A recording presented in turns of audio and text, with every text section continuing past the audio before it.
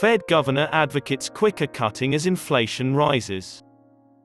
In reaction to rising inflation, U.S. Federal Reserve Governor Christopher Waller has encouraged the central bank to accelerate the pace of reducing asset purchases.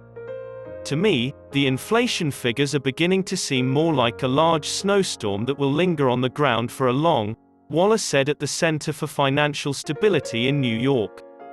A decision on policy timing must be made by the Federal Open Market Committee, but for my part, the recent quick improvement in the labor market and worsening inflation indicators have pushed me toward preferring a more rapid rate of tapering and a speedier removal of accommodation in the year 2022.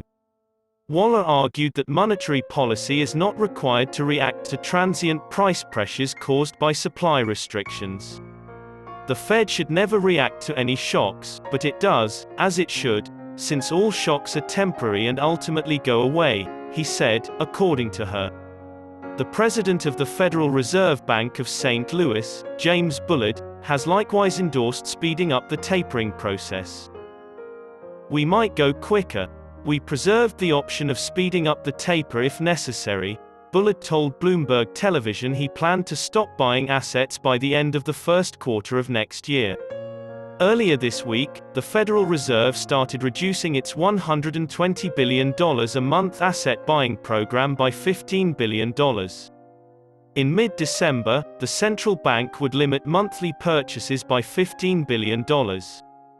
There would be no further weight loss if we kept at this pace until next June.